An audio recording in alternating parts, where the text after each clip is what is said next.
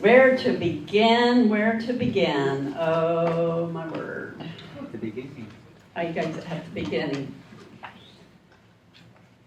How you guys doing? Doing well. We're here. Exactly, right? To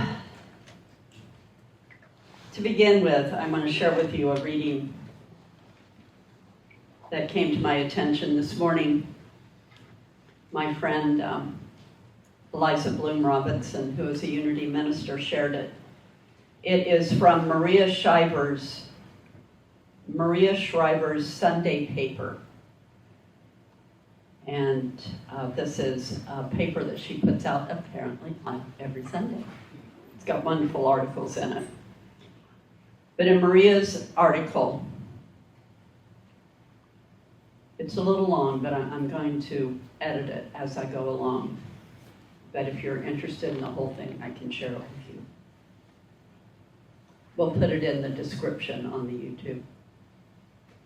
In her article, A New Home Within, she quotes Marcus Aurelius. People seek retreats for themselves in the countryside, by the seashore, in the hills, and you too have made it your habit to long for that above all else. But this is altogether unphilosophical. When it is possible for you to retreat into yourself whenever you please, for nowhere can one retreat into a greater peace or freedom from care than from within one's own soul. Never before have I the urgency to talk to you over and over again about the need to come home to yourself. If you have thought up until now that self-work was some kind of woo-woo work, this year perhaps you will finally understand the necessity of doing this work and coming home to yourself and to your soul. This is no longer just nice work to do. It's part of the emergency plan to keep you sane in a world that has gone mad. I so don't want you all, who I love so much, to be swept up into the chaotic frenzy, nor will it serve the world for you to be chaotic. The world needs us to be in ourselves, connect with our spirits, and centered as much as we can. The world is but a mirror of all of us. Sit with that for a moment. The world is but a mirror of all of us. The more we can be in our peace, the more we can shift our planet, our world. My activism has many parts: staying in my center, staying in my peace, rejoicing in my joy. Staying informed, taking action, and joining with like-minded people. This list is in intentional order. Without my center, which she states first, nothing else works. So I begin here with meditation, with self-care, doing my personal emotional work. If I am at war with anything inside of me and outside of me, then the war outside of me will continue. The way to peace, the way to calm, the way to health, and the way to stay in a vibration that resonates for the health of yourself, for humanity, and the planet, is to find that place within you where you can breathe, where you can feel happiness, where you can feel joy, where you can come out of the fear and back into love. I heard Harry Dunn this week. You know who he is. He was one of the Capitol police officers during the January 6th riots. And he was talking to Stephanie Miller on the Stephanie Miller podcast, and he said, and I'm paraphrasing here, it's not his exact quote,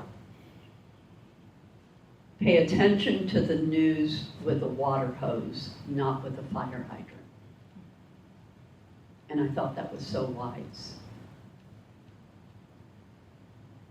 It is good to pay attention and to know what is going on, but it does not do us any good if we become so overwhelmed and submerged that we can't do anything. That we can't use our own two hands to make change and be peace in the world. Jazz and Adam, it came to me during that song that the dream that I briefly told you about had something to do. There were children all around her.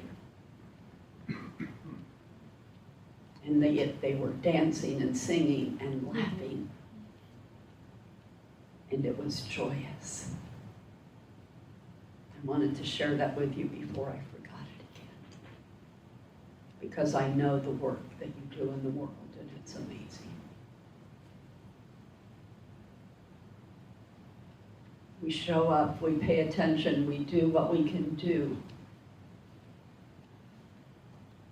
to make the world a better and brighter and more loving place. Not only is the vibration of joy good for you, it's good for the planet and for all sentient beings, for all energetic matter, which is everything. I was obviously guided to pick up my book, The Book of Joy, the Dalai Lama and Desmond Tutu. And as you know, they both came from countries, are part of countries that were taken over by authoritarianism. Desmond Tutu helped lead South Africa out of apartheid. The Dalai Lama managed to escape Tibet as it was being taken over by the Chinese. And these two are the funniest people. If you have not spent any time, this is a lovely book, but if you go online and pull up any of the videos that they are in together, of them talking about joy, their love for each other. One of the women that I watched again last night said, these two together are like 8-year-old boys. And they just laughed and laughed and laughed. In the face of great work,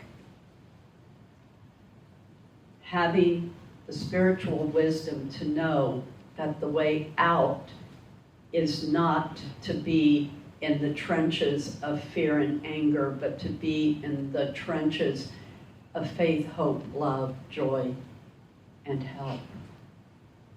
In whatever way you are called to do that. My friend Eliza,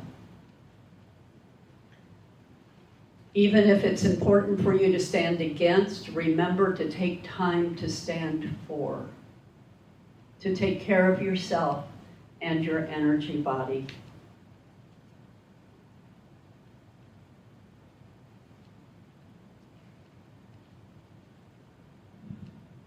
She said, I applaud those of you who are in action. Listen to your being, act when you are called to act, and do the inner work alongside the outer action. Resist the urge to get lost in the frenzy.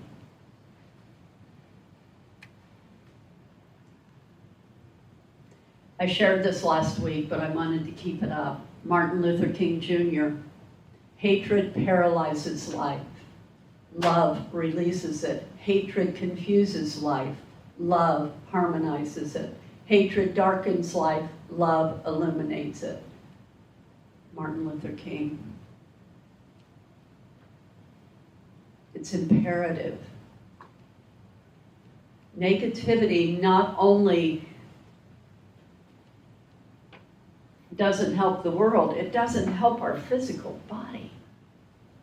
And we know this, but I just want to remind you of it so much.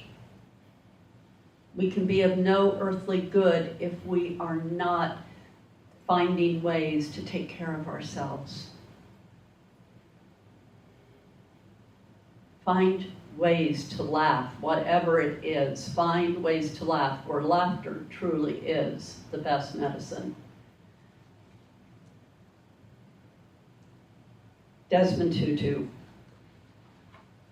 Discovering more joy does not save us from the inevitability of hardship and heartbreak. In fact, we may cry more easily, but we will laugh more easily too.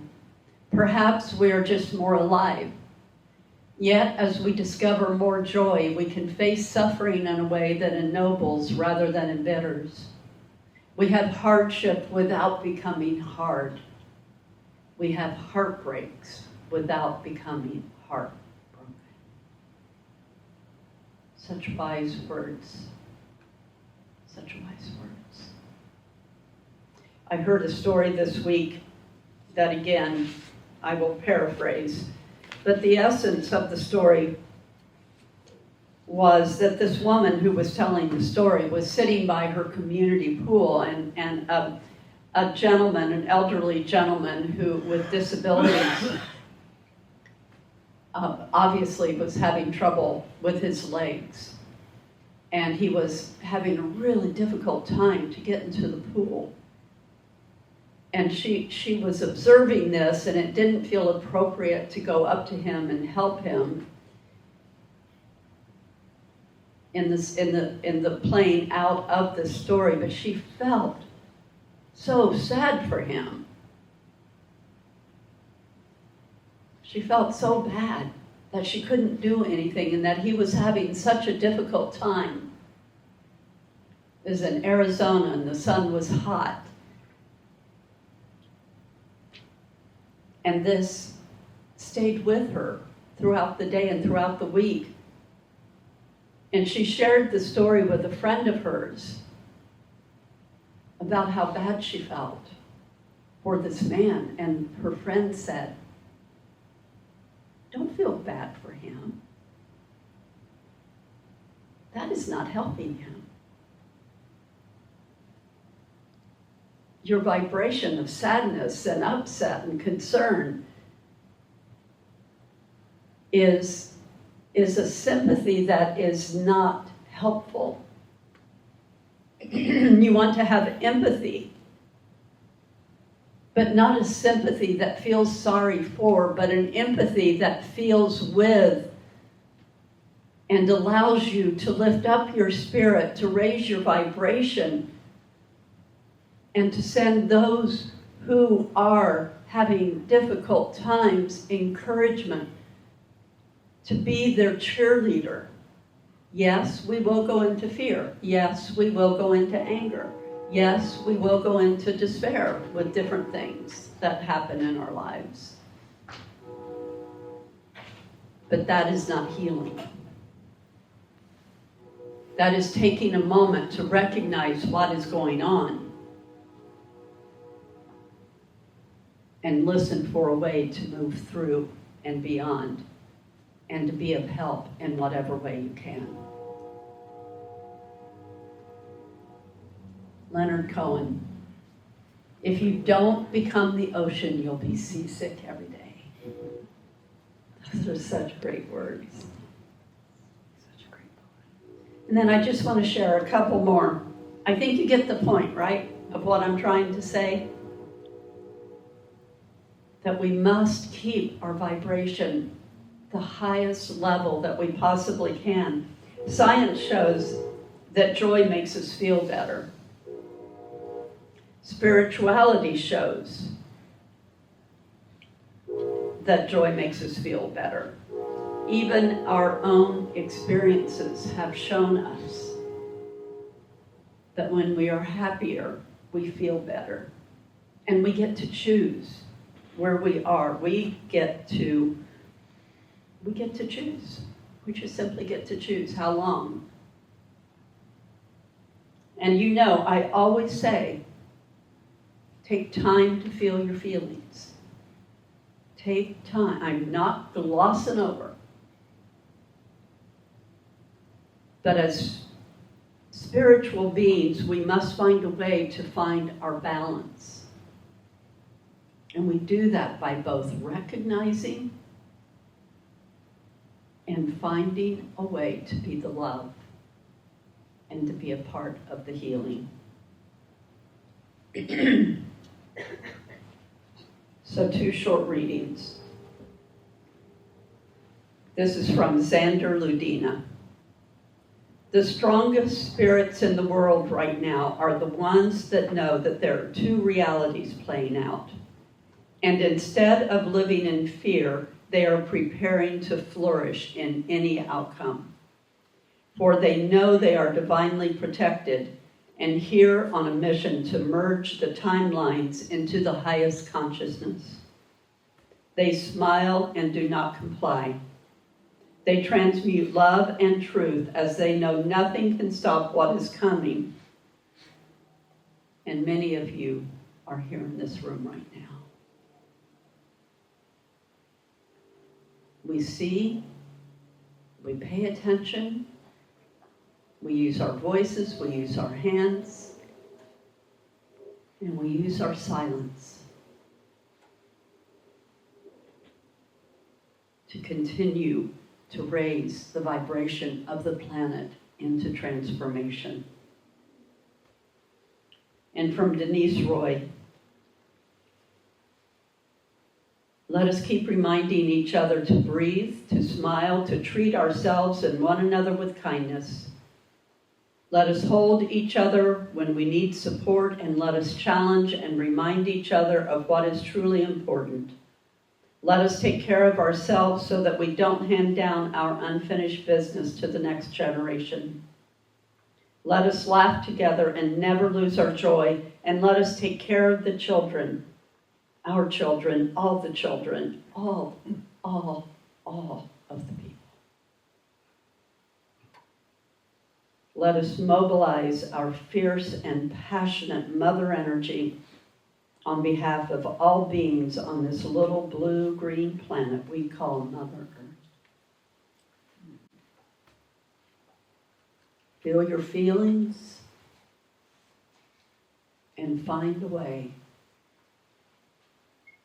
to transform and align with the love of the universe and of the God of your understanding.